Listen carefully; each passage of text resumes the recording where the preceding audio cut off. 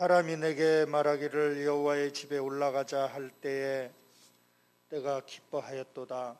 예루살렘아 우리 발이 내 성문 안에 섰도다. 예루살렘아 너는 잘 짜여진 성읍과 같이 건설되었도다. 지파들 곧 여호와의 지파들이 여호와의 이름에 감사하려고 이스라엘의 전례대로 그리로 올라가는도다. 거기에 심판의 보좌를 두셨으니 곧 다윗의 집의 보좌로다. 예루살렘을 위하여 평안을 구하라. 예루살렘을 사랑하는 자는 형통하리로다.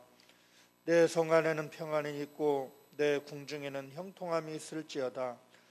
내가 내 형제와 친구를 위하여 이제 말하리니 내 가운데에 평안이 있을지어다.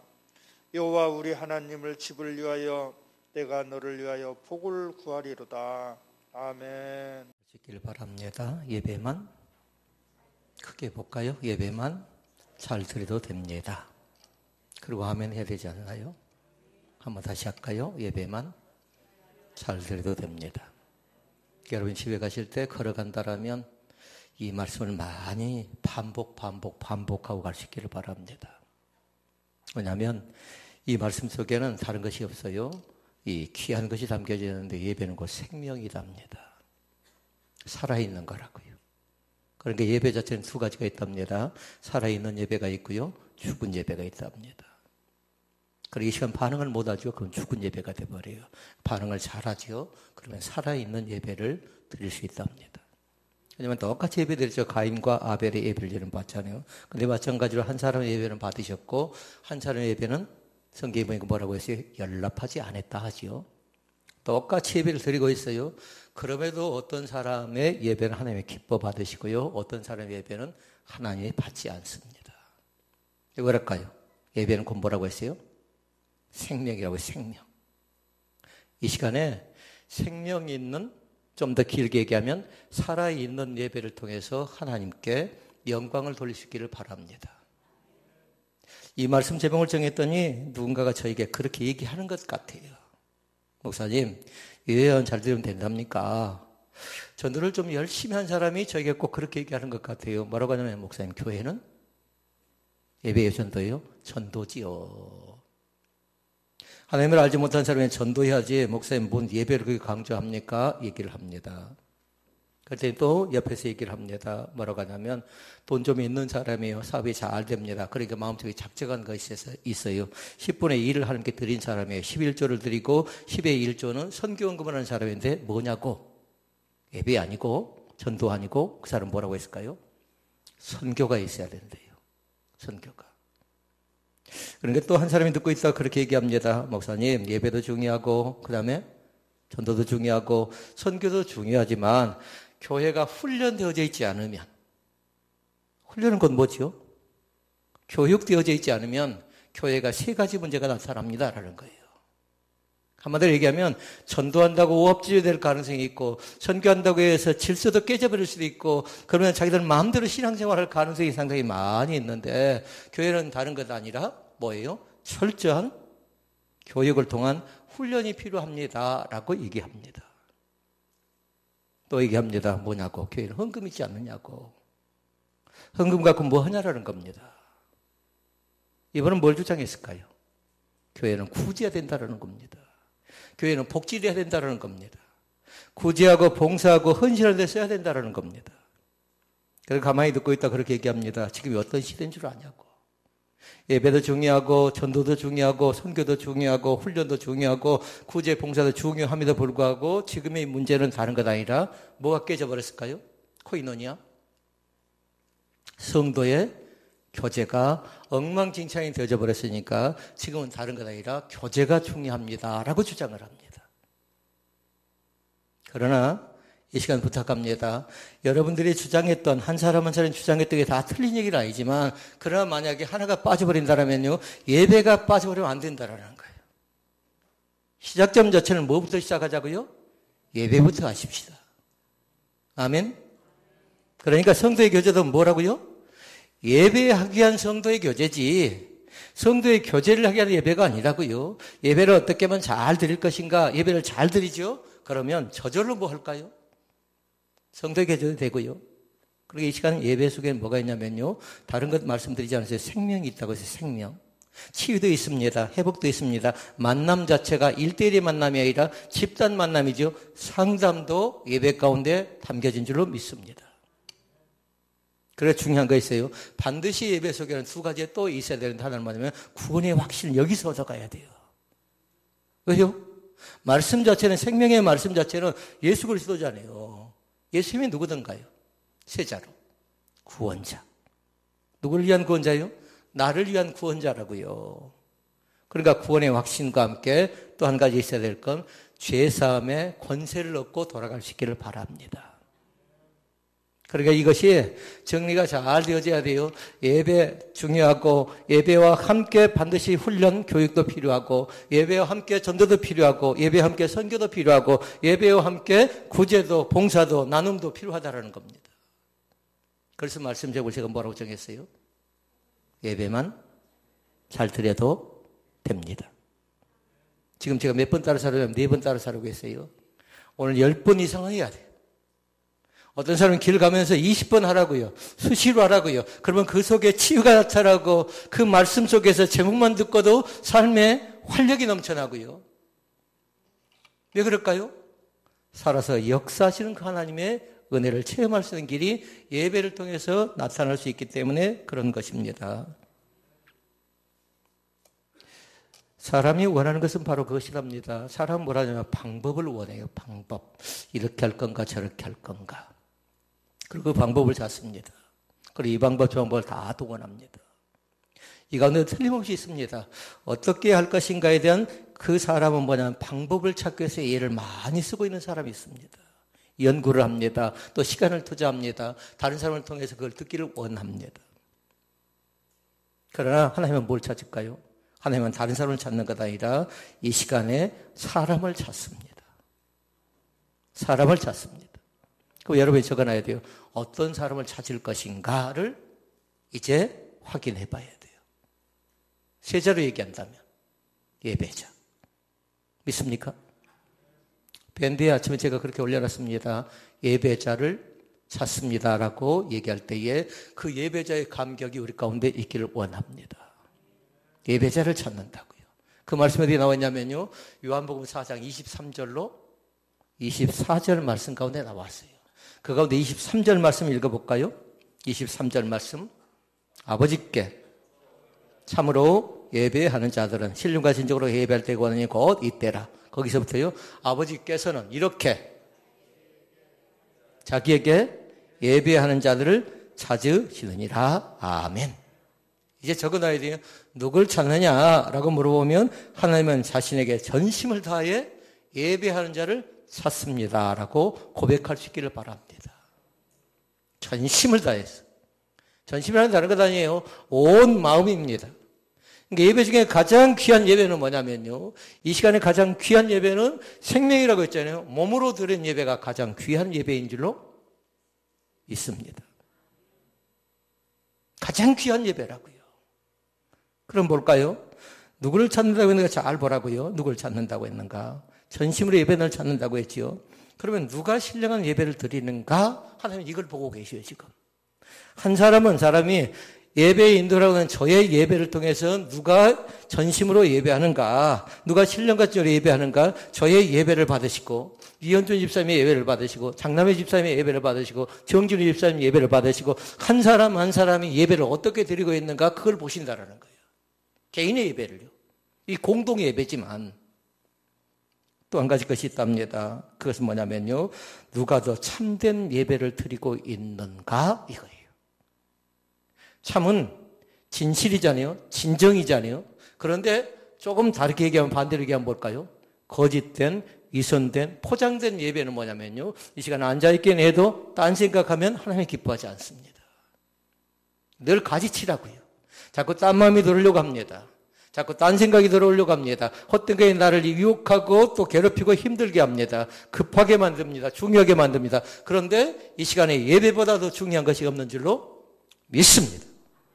그럼 오죽하면 예배에 뭘 걸려요? 생명? 목숨을 걸려요. 지금도 마찬가지예요. 러시아라든가 또 캄보디아라든가 우즈베키스탄이라든가 이런 나라들이 있지요. 몽골이라든가 중국이라든가 이런 나라들은 뭐냐면요. 생명 바쳐서 예배하고 있는 사람들이 선교사님들이 상당히 많이 계십니다. 너무나도 힘겹습니다. 그런 게 자유함 속에 예배하는 사람들 잘할 것 같죠. 그러나 그렇지 않습니다. 조금 자유가 없지요. 그러면 더 간절함이 있습니다. 기도 제목이 없는 사람보다도 기도 제목이 있는 사람이 더 간절해요. 걱정 있는 사람, 고민 있는 사람, 염려 있는 사람 어쩌면요. 예배 중에 혹시라도 나에게 주어진 말씀이 무엇일까 봐서요. 때로는 적기도 하고, 때로는 기억하기도 하고, 핸드폰에 녹음하기도 하고요. 왜 그럴까요? 절실하니까 그런 거죠. 이 방법 저 방법 좋습니다. 이렇게 저렇게 좋습니다. 그런데 그거 갖고 안 된다라는 겁니다. 반드시 예배를 통해서 회복되어진 귀한 은혜가 우리 가운데 넘쳐날 길을 주의 이름으로 축원을 드립니다. 시편 말씀해 보니까 그렇게 얘기합니다. 122편 말씀해 보니까 위에 단어가 나와 있는 글자가 하나 있어요. 성전에 올라가면서 드리는 노래, 성전에 올라가는 노래 이렇게 얘기했어요. 다시 말씀드리면 성전은 어디입니까? 예배당이죠. 예배하면서 드리는 노래라는 거예요. 이 시간 세 가지 말씀을 드립니다. 하나는 예배에 기쁨이 있기를 원하고요. 둘째는 예배에 감사가 있기를 원하고요. 예배를 통해서 내가 완전히 변화가 나타날 수 있기를 바랍니다. 예배에 이 세 가지가 빠지면 안 된다는 거예요. 그러니까 예배는 기쁨, 예배는 감사, 예배는 변화. 아멘. 예배는 기쁨이 있어야 한다고요. 그리고 감사가 있어야 한다고요. 예배에 놀라운 변화가 우리 가운데 나타나야 될 줄로 믿습니다. 여러분 첫째 말씀 볼까요? 기쁨으로 예배할 수 있기를 바랍니다. 말씀 속에 보니까 그렇게 얘기합니다. 1절 말씀 봐볼까요? 사람이 내게 말하기를 여호와의 집에 올라가자 할 때에 내가 기뻐하였도다. 아멘. 여호와의 집은 어디예요? 성전이에요. 예배당이라고요. 예배하러 올라갈 때에 마음속에 어쨌다고요? 기쁨. 이 시간도 마찬가지예요. 마음속에 엔조이할 수 있기를 바랍니다. 우리 교회가 살아있는 예배를 드리는 교회인가 죽은 예배를 드리는가는요. 여러분들이 예배당에 들어올 때 믿지 않는 사람들이 예배당에 들어오기 전에 여러분의 발걸음이라든가 여러분의 표정으로 다 느낄 수 있었답니다. 대한민국 고민을 다 갖고 있는 사람들이 있어요. 인상섬에 살지 말라는 겁니다. 너무 염려하며 살지 말라는 겁니다. 염려한다고 해서 걱정한다고 해서 고민한다고 해서 근심한다고 해서 문제가 해결될 수 있다면요. 얼마든지 밤새면서 고민해야지요. 그러나 사랑하는 성도 여러분, 어려울지라도 뭐 하라고 했어요? 예배하는 사람은 기뻐할 수 있답니다. 고민스러울지라도요, 예배한 사람은요, 기뻐할 수 있답니다. 근심거리가 가득 차 있습니다. 예배한다고 그 문제가 해결되지 않습니다. 그럼에도 불구하고 예배할 때에 나의 마음속에 성령의 조용함을 인하여 영적인 희열감이 넘쳐나게 될 줄로 믿습니다. 그러니까 참된 예배자의 첫 번째 요소는 다른 것 아니라 예배를 다른 무엇보다도 기뻐하는 겁니다. 기쁜 마음으로 하라고요. 아까 말씀드렸어요. 예배 다음에 뭐가 나왔던 거예요? 전도 나오고 선교 나왔지요. 그리고 교육 나왔습니다. 구제 나오고 봉사 나왔습니다. 성도의 교제가 나왔습니다. 그러나 이런 건 또 다 어떻게 하라고요? 기쁨으로 하시라고요. 전도할 때도 기쁨으로 하시고요. 선교할 때도 마찬가지로 기쁨으로 하시고요. 훈련받을 때도 마찬가지로 기쁨으로 하시고 구제, 봉사, 성도의 교제를 나눌 때도 마찬가지로 기쁨으로 감당할 수 있기를 주의 이름으로 축원을 드립니다. 만약에 내가 기쁨으로 감당하지 못하죠. 다른 사람의 상도 내가 빼앗아가고 있는 그런 어리석은 우를 범할 수도 있습니다. 내가 만약에 기쁜 마음이 없다 그러면 침묵하시고요. 그런 하나님 내 마음속에 지금 산만합니다. 복잡합니다. 어렵습니다. 내가 집중하지 못합니다. 다른 사람 다 은혜 받고 있는데 나는 지금 집중하지 못하고 있는데 어떻게 하란 말입니까? 하고 속으로 탄식해야 돼요. 왜 그런 줄 알아요? 성령 하나님께서 우리를 돕는다고 말씀하셨잖아요. 성령 하나님께서 어떤 분이 예배를 기다립니다. 그러면서 찬양합니다. 기쁜 날, 기쁜 날. 찬양이요, 그 자체가. 주 예수 나신 날, 주님께 예배하는 날, 감사의 날, 기쁜 날이라고 우리는 찬양하는 겁니다. 오늘도 기쁨의 내가 사방팔방에 넘쳐날 수 있게 주의 이름으로 축원을 드립니다. 성전의 기쁨이 있으면요, 여러분이 예배를 파하고 예배를 마치고 집에 갈 때에 달라진 모습이 보여집니다. 그것이 아까 세 번째 뭐였죠? 변화라고 변화. 내 아내가 성전 갈 때는 교회 갈 때 좀 어둡게 갔는데 갔다 와서 보니까 완전히 밝아져 버렸어요. 왜요? 예배를, 생명이 있는 예배를 드렸기 때문에 그런 겁니다. 이것이 예배예요. 예배는 죽을 뻔한 사람을 살려내는 겁니다. 이것이 예배라고요. 안 된다, 못한다, 알 수 없다. 저 사람 못해. 저 사람 가능성이 없다라고 다른 사람들이 뭔가 완전히 그 사람에 대해서 포기하고 있을 때요, 예배하는 자는 반드시 또다시 이렇게 세우신 하나님을 만날 줄로 믿습니다. 사랑하는 성도는 부탁합니다. 먹는 것보다도 예배하는 것을 중시해 주시길 바랍니다. 왜 먹는 것이 중요하지 않습니까? 그러나 성경 분명히 말씀했어요. 무엇을 먹을까, 무엇을 마실까, 무엇을 입을까 염려하지 말라, 이렇게 말씀했죠. 예배하는 것보다 먹는 것 중요하고요. 어떤 사람은 쇼핑하는 거 굉장히 중요합니다. 그러나 그것보다 훨씬 더 예배하는 거 어쩌던가요? 예배는 생명이라서 생명. 여러분이 하고 있는 그 어떤 것보다도 돈 버는 일도 중요하고 취미도 중요하고 오락도 중요하고 여러분이 누려야 될 그 권리도 중요한 겁니다. 그러나 그것보다도 예배하는 것과는 결단코 바꿀 수 없음을 날마다 믿을 수 있기를 바랍니다. 다시 말씀드립니다. 예배는 곧 생명입니다. 살려내는 것이라고요. 예배를 통해서 부활의 기쁨을 얻는 것이고요. 예배를 통해서 성령의 감동을 느끼는 것이고요. 생명력의 예배, 살아있는 예배는 뭐냐면 처음도 그렇지만 마지막도 살려내는 그런 귀한 축복의 역사가 우리 가운데 나타날 수 있기를 바랍니다. 여러분 노트에 그렇게 적어놔야 돼요. 이제는 생명이 있는 예배, 이제는 죽은 예배. 살아있는 교회, 죽은 교회. 나는 과연 어떤 곳인가? 중간은 안 된답니다. 중간은요. 반대에 살든가 죽든가. 근데 성경은 분명히 그렇게 얘기했어요. 살든지 죽든지 내 몸에서 그리스도가 존귀되기를 원한대요. 내가 그리스도와 함께 십자가에 못 박혔대요. 이제는 내가 산 것이 아니랍니다. 오직 내 안에 나를 살아가사 자기 몸을 버신 하나님의 아들을 믿는 믿음 안에서 사는 것임을 나는 믿습니다. 이제 믿음 안에서 산다고요. 주님 안에서 산다고요. 그래, 두 가지를 잘 기억해야 돼요. 제가 여러분을 만나고 여러분의 가정을 신방하고 타협점을 놓고 기도하고 또 사람을 만날 때 반드시 저는 기억한 것이 두 가지가 있어요. 여러분도 잘 기억해 보시기를 바랍니다. 목회하는 마음으로 모든 일들을 한답니다. 목회하는 마음으로.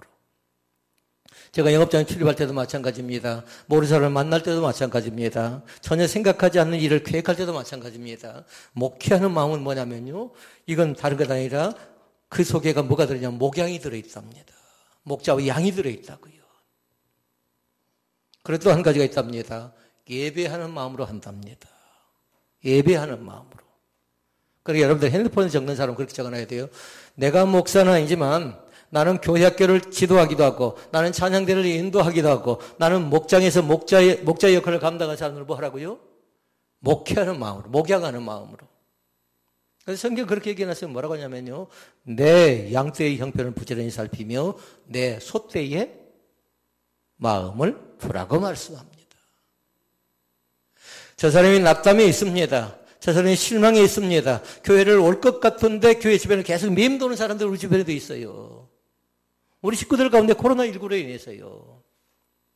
이제 그 사람은 제가 어떻게 품고 있느냐면 다른 것 아니에요. 계속적으로 생각해 봅니다. 그의 어려움이 뭘까? 그의 고민이 뭘까?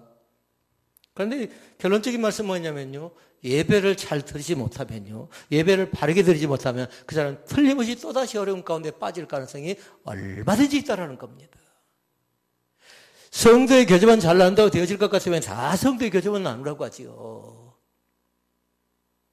전도만 잘하면 될 것 같지요? 결코 그렇지 않답니다.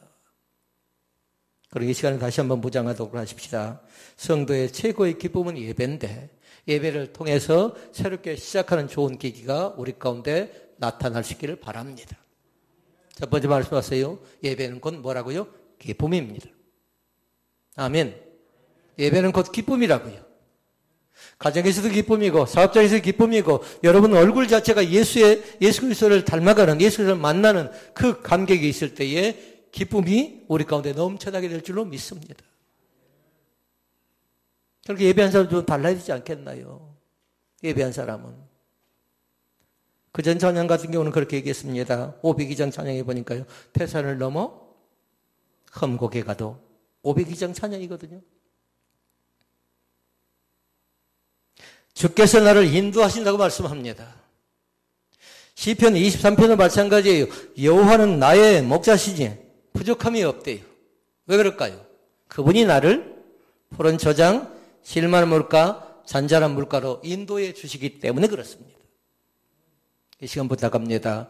예배를 통해서 예수님 만나는 감격이 우리 가운데 넘쳐났으면 좋겠습니다. 한 사람 한 사람이요. 교회학교 아이들은 교회학교 아이들대로요. 어른들대로 꼭 예수님 만나는 감격이 있어지기를 원합니다. 두 번째, 예배 가운데 두 번째 있어야 될 게 뭐라고 했어요? 감사요, 감사. 감사. 4절 같이 읽어볼까요? 지파들 곧 여호와의 지파들이 여호와 이름에 감사하려고 이스라엘 전례대로 그리로 올라가는도다. 아멘. 감사. 예배하는 사람은 감사가 있다고요. 그런데 서두에 말씀드렸어요.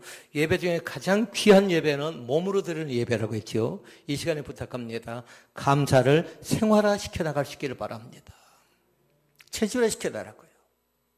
아침, 점심 얘기해 볼까요? 저녁 얘기해 볼까요? 아침에도 감사.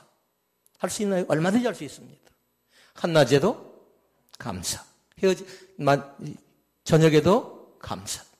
하루를 시작하기 하심도 감사하고 하루를 마치기 하심도 감사하고 만약에 하나님께서 건강 주지 않으면 나에게 아무리 중요한 일이 있다 할지라도 감당할 수 없는 겁니다. 시작할 때마다 그렇게 고백하라고요. 하나님 건강 주셔서 크게 해볼까요? 건강 주셔서 감사합니다. 지금 건강치 못하다고요? 그런데 나보다 훨씬 더 건강치 못한 사람들이 뭐하고 있냐면요. 예배하고 있어요. 지금도요. 하나님 내 몸을 만지시옵소서. 내 가정을 만지시옵소서. 나를 치유하시옵소서. 나에게 건강을 회복하셔서 다시금 새롭게 일어나는 달리다 보면 거룩한 역사가 나타나길 원합니다라는 그 간절히 우리 가운데 있어야 될 줄로 믿습니다. 오늘부터 시작하십시다. 예배를 드린 사람들은 다른 것 아니라 기쁨과 함께 감사의 선한 열매가 우리 가운데 넘쳐날 수 있기를 바랍니다. 이스라엘 백성들을 보면 금방 알 수 있습니다. 출애굽하는 이스라엘 백성들 가운데 있는 건 뭐냐면 불평이었어요. 다시 말씀드리면 뭐가 빠졌습니까? 감사가 빠져버렸다는 겁니다. 이 시간은 분명하게 알 수 있어요. 어떤 사람은 불평하고 어떤 사람은 감사해요. 그럼 매사에 감사는 어떻게 하라고 했어요? 생활화, 체질화시키라고 했어요. 그러니까 그 사람 입을 보면 뭐가 나와야 돼요? 하나님 감사합니다라는 그 감사라는 건 뭐냐면 간증이에요. 간증이라고 해요. 간증. 예수님을 만난 것에 대한 간증, 나의 삶이 역전되는 그 간증거리가 있는 사람들은 뭐냐면요. 감사가 조용 많은 사람들인데 불평이 있는 사람은 결단코 간증거리를 하나님이 주시지 않습니다. 왜냐하면 불평은 꼭 뭐냐면 걱정, 근심도 데리고 다니고요. 불만도 가지고 있고요. 급기야 어떻게 하던가요? 불신, 하나님 자체도 거절해버립니다. 그러니까 무서운 것이에요. 그것은요. 그러나 이 시간 부탁합니다. 감사를 잘 회복해야 순종을 할 줄 알고요. 감사가 회복되어질 때에 거기서 헌신도 나타나고요. 모든 시작 자체는 예배를 통해 나타나지만 예배하는 자가 기쁨과 감사를 얻어갈 때에 감사는 빠져서는 안 될 것이랍니다. 어느 것이든지 간에요. 나라와 민족도 마찬가지고요. 개인도 마찬가지고요. 사업장도 마찬가지고요. 이 시간 한번 살펴보십시다. 왜 나의 문제가 계속해서 반복되고 또다시 반복되는 것일까요? 라고 기도한 사람들이 있으면요. 다시 한번 잘 생각할 수 있기를 바랍니다. 어디서부터 시작하냐면요. 다른 것부터 시작하지 말고 데살로니가전서 5장 16절, 17절, 18절 말씀부터 꼭 시작하도록 하세요. 항상 기뻐하라. 쉬지 말고 기도하라. 범사에 감사하라. 아, 나에게 기도가 빠졌구나. 감사가 빠졌구나. 이 세 가지까지 날마다 기억해보고 날마다 살펴보면 분명하게 문제를 해결받는 귀한 역사가 나타나게 된답니다. 사랑하는 성도 너무 걱정하지 않기를 원합니다. 너무 고민하지 않기를 원합니다. 스스로 당겨서 염려하고 걱정하는 사람들인데요. 그것은 하나님이 기뻐하지 않습니다. 근데 뭐냐면요. 감사에 인색하지 않지요. 늘 아침에도 감사하고 한낮에도 감사하고 해지도 감사에 인색하지 않지요. 그럼 하나님께서 하시는 건 뭐냐면요. 그 감사를 통해서 성령의 감동하심이 더욱더 넘쳐나게 만들어질 줄로 믿습니다. 그러니까 감사는 일본어가 뭘까요? 기쁨이라고 곧. 기뻐하게 만들어준다고요. 기뻐하게. 자, 그러면 마지막 세 번째. 세 번째 사실은 뭐냐면요. 우리에게 하나님께 주신 삶이 있는데요. 반드시 예배한 사람들은 변화가 나타난답니다. 그러니까 오늘은 변화가 있는 예배를 드린다고요. 그래서 우리 말씀드렸어요. 우리는 지금 어떤 예배를 드리고 있다고요? 생명력이 있는, 살아있는 예배. 그런데 마음을 열지 않으면 안 된답니다. 마음을 열지 않으면 안 된다고요. 내가 왜 교회를 가는가? 내가 왜 예수 믿는가? 내가 왜 직분을 받았는가? 이 목적을 분명히 알 수 있기를 바랍니다. 왜요? 하나님께서 우리 가운데 세 가지 줬기 때문에 그래요. 우리 말씀 배웠지요? 나에게 어떤 걸 줬어요? 의무감, 사명감, 책임감을 나에게 주셨습니다. 가정에 나를 남편 삼아 주었습니다. 아내 삼아 주었습니다. 자녀 삼아 주었습니다. 직장에 나에게 또 직임을 주었습니다. 뭐라고요? 의무감과 사명감과 책임감을 보면 그 사람이 어떻게 일하는가를 금방 알 수 있답니다. 그런 인터뷰를 해보면 알 수 있어요. 면접을 해보면 아, 이 사람이 정말 사명감이 있는 사람이구나. 이 사람이 의무감이 있는 사람이구나. 이 사람이 책임감이 있는 사람이구나. 그러니까 가정 안에서도 의무감, 사명감, 책임감을 보려고 하면요. 가정에 고난이 닥쳐보면 그 사람 믿음의 진가를 알 수 있답니다. 사랑하는 성도는 고난이 닥치면 기도할 수 있기를 바랍니다. 그런데 고난이 닥칠 때 기도하는 걸 제일 듣기 싫어한답니다. 왜 그런 줄 아십니까? 기도한다고 해서 당장 금나라 뚝딱 잠 떨어진 것이 아니래요. 그런데 뭐냐면요. 응답 주실 때까지. 응답 주실 때까지. 또 성경 뭐라고 하냐면요. 간청이라서 간청. 간절하게 매달리라고요. 하나님은 반드시 나의 작은 시름에도 응답해 주지 말라고 약속하셨으니까 나에게 응답 주실 것을 믿습니다라는 그 간절한 간청이 우리 가운데 있어져야 될 줄로 믿습니다. 우리 교인들 가정에 어려운 가정들이 있거든요. 세세하게 얘기는 못합니다. 그런데 그런 가정들은 어떻게 해야 돼요? 혼자 힘으로 안 되잖아요. 간청이. 믿음이 부족해서 안 될 때도 있잖아요. 그러니까 중보기도 하는 겁니다. 중보기도. 누군가는 저 사람이 틀림없이 나를 위해 중보기도 해줄 거다. 그러니까 장로님들에게 부탁하고 권사님들에게 부탁하고 안수집사님들에게 부탁하고 또 목자에게 부탁하고 혼자 힘으로 안 될 때는요. 두세 사람을 꼭 찾으라고요. 그런데 만약에 저 사람이 어려움 속에 빠졌는데 주변에 돕는 협력자 중보기도가 없지요. 그 사람 틀림없이 시험 돕니다. 왜 그럴까요? 협력자가 없으니까 그런 거죠. 협력자가 없으니까. 한 사람 아니면 두 사람일지라도요. 꼭 여러분 곁에 중보하고 또 협력하고 같이 내 문제처럼 생각해 줄 수 있는 믿음의 형제자매들 꼭 우리 가운데 있어졌으면 좋겠습니다. 예배의 본질은 다른 데 있는 게 아닙니다. 예배 자인 우리 자신들이 변화되는 데 있습니다. 예배를 통해서. 마음껏 변화돼도 괜찮다합니다. 예배를 드린 만큼 우리 넉넉히 변화될 수 있음을 여러분 느낄 수 있기를 바랍니다. 성격이 변화되고요. 성질이 변화되고요. 체질이 변화되는. 고약한 성격, 고약한 성질들 없나요? 근데 예배를 잘 드릴 때 그것이 바꿔져 버렸어요. 체질화됐던 것이 그동안 저 사람은 성질이 다른 사람 못지않게 있는 사람이 돼 있는데 예배를 잘 드리고 나서 그 사람의 신앙관이 바꿔져 버렸어요. 이것이 변화답니다. 세상 것을 먹고 마시지 않으면 안 될 사람이요. 이제는 그것이 꼴도 보기 싫은 거예요. 냄새도 맡기 싫어지는 겁니다. 왜 그럴까요? 내 의지로 하면 안 된답니다. 성령 하나님께서 나에게 강권적으로 역사하셔서 그 자리 자체를 만들지 않는 겁니다. 그러니까 세상의 사람이 아니라 나는 하나님의 사람을 날마다 선포하면서요. 달라지는, 때로는 새로워져가는, 더 가깝게 하면 변화되는, 엄마가 자녀를 보고 변화되고 바꿔진 것처럼 그걸 느끼는 것처럼요. 자녀들이 엄마를 보고 아빠를 보고서 아 우리 엄마 아빠가 참 믿음이 좋은 사람이 되어져 버렸다라고. 저는 하나님의 몸된 교회 예배가 변화의 거룩한 불길이 날마다 일어날 수 있기를 바랍니다. 그래야 말에 대한 변화가 나타나야 된답니다. 말이 부정적인 사람이, 말에 절망이 담긴 사람이, 말에 불평이 달린 사람이 어떻게 2번으로 가면 감사하는 사람을 바꿔줘 버린답니다. 1번으로 가면 어떻게 된다고요?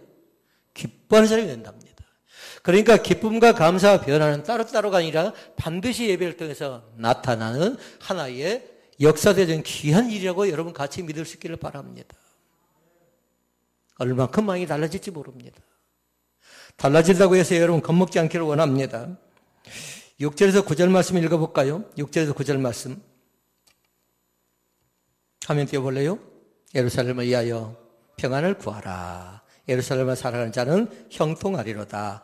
내 성 안에는 평강이 있고 내 궁중에는 형통이 있을지어다. 내가 내 형제와 친구를 위하여 이제 말하리니 내 가운데 평강이 있을지어다. 여호와 우리 하나님의 집을 위하여 내가 내 복을 구하리로다. 아멘. 여러분 집에 가셔서요 그 말씀을 꼭 찾아보고 평안에다 동그라미 할 수 있기를 바랍니다. 평안. 주님이 나에게 주신 기쁨이랍니다. 그것이. 이걸 다른 말로 얘기하면 영적 희열감이랍니다. 밥을 먹지 않는데 배고픔이 없어져 버린답니다. 얼굴에 표정이 달라져 버렸어요. 괜히 희죽거립니다. 그러니까 사람들은 모릅니다. 그런데 뭐냐면 그 사람이 지금 뭐 받고 있는 거예요? 은혜 받아서 그런 겁니다. 성령의 은사 받다 보니까 그 사람의 얼굴 표정이 완전히 바꿔져 버렸어요. 변화라고요, 변화. 그리고 또 말씀 듣게 보니까 그렇게 얘기합니다. 예루살렘을 살아가는 자는 형통이 나타납니다. 형통. 형통에다 동그라미 꼭 해놓으시고요. 또 평강이 나타납니다. 또 형통이 나타납니다. 또 평강이 나타나죠. 그러니까 계속해서 형통과 평강이 나타날 때 그 말씀을 여러분 유심히 잘 보셨다가 예배 속에 담겨진 하나의 거룩한 믿음의 하나의 열매들이라고 여러분 믿을 수 있기를 바랍니다. 예배했더니 나는 예배했더니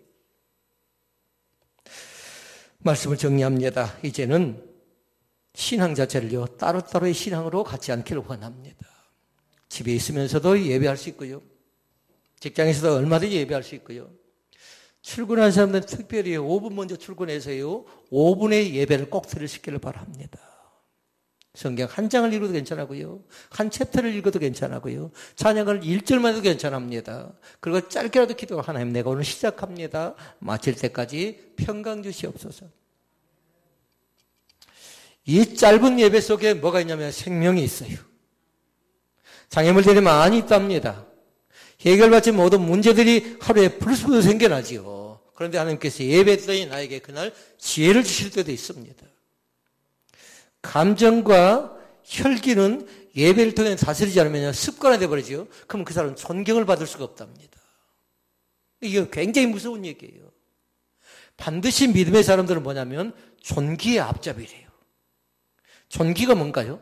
두 가지죠. 하나는 존경, 하나는 기중의 교훈을 받는답니다. 여러분이 교회에서 존경과 기중의 교훈을 받을 수 있기를 바랍니다. 목사인 저도 마찬가지예요. 성도들에게 존경과 성도들을 통해서 기중함을 이렇게 받아야 되는데 만약에 제가 존경과 기중이 없다면 여러분 어떻게 되겠습니까? 영적 권위가 상실돼 버리죠. 여러분 가정에서도 마찬가지예요. 남편이 아내를 존귀하게 생각하고 아내가 남편을 존귀하게 생각하고 다른 사람에게 잘한 것 중요하지요. 그런데 형식과 이성이 될 가능성이 많잖아요. 이 시간 냉정하게 생각하도록 하십시다. 가정부터 실천하도록 하십시다. 가장 가깝게부터요. 오늘 말씀을 정리합니다. 말씀 제목으로 정리합니다.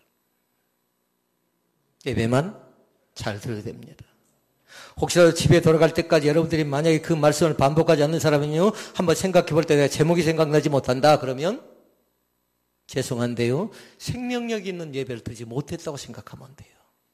저는 그걸 몰라요. 어떤 사람이 기억날지 어떤 사람이 기억나지 못할지 그러니까 다 기억하시라고요. 우리가 함께 예배하면서 개인의 예배 너는 어떻게 생각하느냐, 너는 어떻게 예배냐 물을 때에 살아있는 예배, 생명력 있는 예배를 드렸습니다라고 고백하면서 우리에게 기쁨이 있습니다. 우리에게 감사가 있습니다. 나에게 변화가 나타나기 시작합니다. 얼마든지 새롭게 변화되어서 달라지는 거룩한 역사가 하나님의 몸된 교회 가운데 진동할 수 있기를, 그 변화는 나로부터 시작된다는 사실을 꼭 믿을 수 있기를 주의 이름으로 축원을 드립니다. 기도하시겠습니다.